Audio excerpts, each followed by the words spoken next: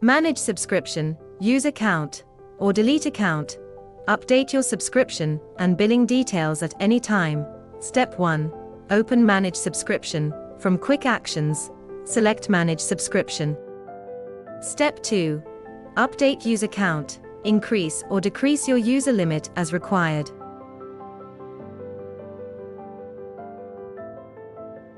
Step 3. Update payment details. Add or update billing information securely. Step 4. Delete account. To permanently delete your account, including all data and documents, select Delete Account. Follow the on-screen confirmation steps. This action is permanent and cannot be undone. Please subscribe for more how-to videos from BuildMyChecks.